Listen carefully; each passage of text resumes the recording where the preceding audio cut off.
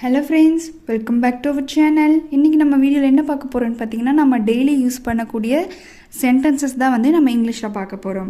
வாங்க வீடியோக்குள்ளே போகலாம். ஃபர்ஸ்ட் ஒன், அவர் வயது 65. அதாவது அவருக்கு வந்து 65 வயசாச்சு அப்படின்னு சொல்லுவோம் இல்லைங்களா. அதுக்கு he is 65 years old. He is 65 years old.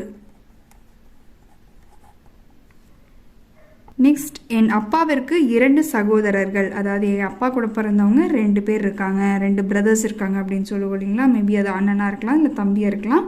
So 2 சகோதரர்கள் அப்படின்னு சொல்லும்போது my father has 2 brothers.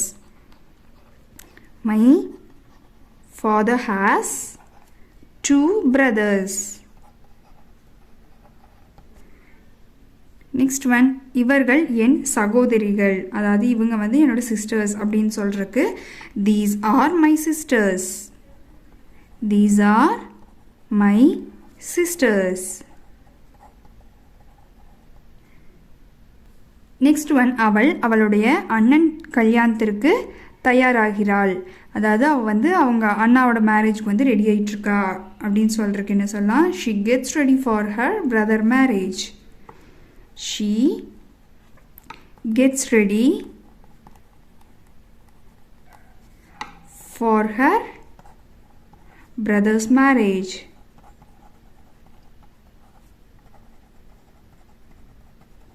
Marriage function அப்படி கூட சொல்லலாம்.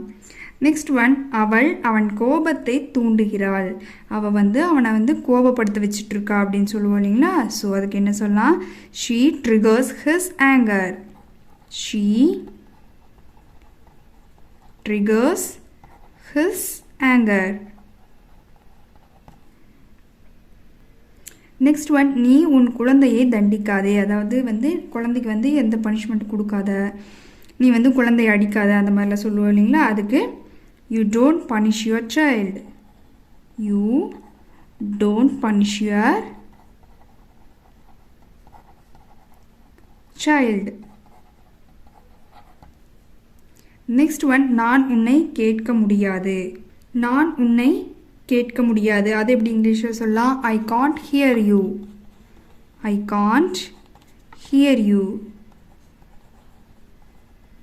நெக்ஸ்ட், நீ தாமதமாய் வந்துள்ளாய் அப்படின்னு சொல்கிறதுக்கு என்ன சொல்லலாம்? அதாவது நீ லேட்டாக வந்துட்ட அப்படின்னு சொல்லுவோம் இல்லைங்களா. அதுக்கு you are late. You are late.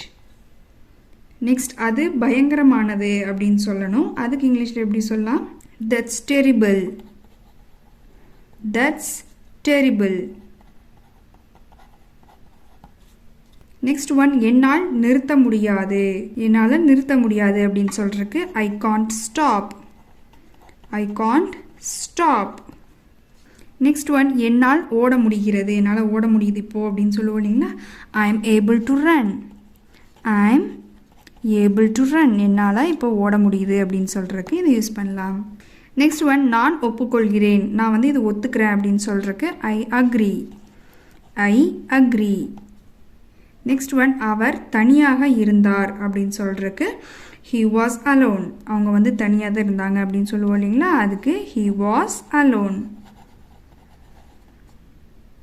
Next one, அவனுக்கு நீச்சல் பிடிக்கும். அவனுக்கு வந்து நீச்சல் அடிக்கிறது ரொம்ப பிடிக்கும் அப்படின்னு சொல்லுவோம் இல்லைங்களா. அதுக்கு he likes to swim. He likes to swim. Next one, கோபப்பட வேண்டாம். Don't be angry. Don't be angry.